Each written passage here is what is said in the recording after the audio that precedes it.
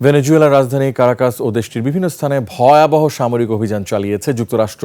আর এই হামলার মাধ্যমে দেশটির প্রেসিডেন্ট নিকোলাস মাদুরো ও তার স্ত্রীকে বন্দী করে যুক্তরাষ্ট্রে নিয়ে যাওয়া হয়েছে বলে দাবি করেছেন মার্কিন প্রেসিডেন্ট ডোনাল্ড ট্রাম্প।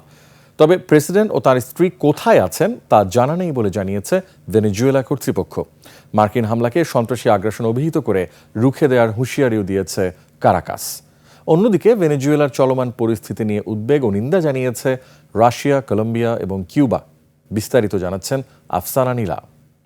আপনার প্রিয় কাপড়ের যত্নে এলো এনজাইম সমৃদ্ধ Arik silver wash detergent powder 500 গ্রাম মাত্র 70 টাকা। প্রিমার্ক।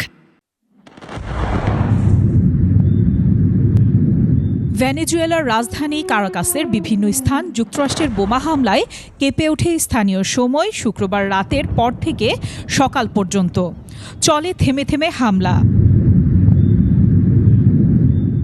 শনিবার ভোরে শহরের কেন্দ্রস্থলে অবস্থিত লা কার্লোটা সামরিক বিমান ঘাঁটিতে হামলা হয়। ফুয়ের্তে তিউনা ঘাঁটিতেও হামলা হয় একই সময়ে। ধারণা করা হচ্ছে এখানেই প্রেসিডেন্ট নিকোলা মাদুরো দীর্ঘদিন ধরে অবস্থান করছিলেন। We knocked out 96% of the drugs coming in by water, and now we're starting by land, and by land is a lot easier. আন্তর্জাতিক গণমাধ্যমগুলোকে এই হামলার বিষয়টি নিশ্চিত করেছে মার্কিন প্রেসিডেন্ট ডোনাল্ড ট্রাম্প। ভেনেজুয়েলার অভ্যন্তরে সামরিক স্থাপনা সহ বিভিন্ন স্থানে হামলার নির্দেশ দিয়েছেন। কারাকাসের 7 জায়গায় একই সময়ে বিস্ফোরণের খবর পাওয়া যায়। এছাড়া মিরান্ডা, আরাগুয়া এবং লা গুয়াইরা রাজ্যে হামলা চালানো হয়েছে। এ হামলাকে সন্ত্রাসী আগ্রাসন বলে অভিহিত করেছে ভেনেজুয়েলা। কারাকাসের পক্ষ থেকে ওয়াশিংটনের বিরুদ্ধে অভিযোগ আনা হয়েছে তারা ভেনেজুয়েলার তেল ও খনিজ সম্পদ দখল করার উদ্দেশ্যেই এ হামলা চালিয়েছে। আর দেশটির প্রতিরক্ষা মন্ত্রী ভ্লাদিমির পাদ্রিনো জানান, মার্কিন যুক্তরাষ্ট্রের বিমান হামলায় নিহত এবং আহতদের তথ্য সংগ্রহ করা হচ্ছে। পাদ্রিনো জানিয়েছেন বিদেশি সেনাবাহিনীর উপস্থিতি ভেনেজুয়েলা প্রতিরোধ করবে। হামলার পর থেকে দেশটিতে জরুরি অবস্থা জারি রয়েছে। এদিকে ভেনেজুয়েলার প্রেসিডেন্ট নিকোলাস মাদুরো এবং তার স্ত্রী সিলিয়া ফ্লোরেসকে আটকের খবর নিশ্চিত করেছে যুক্তরাষ্ট্রের প্রেসিডেন্ট ট্রাম্প নিজেই।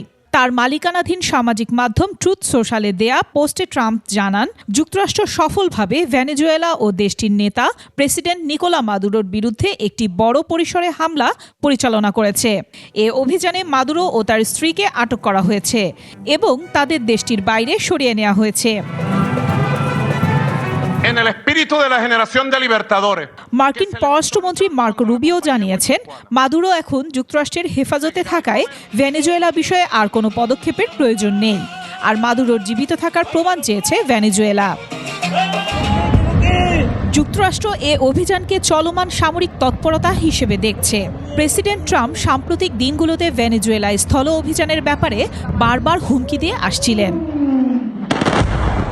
আফসানা নীলা, ডেস্ক রিপোর্ট, 21 টেলিভিশন।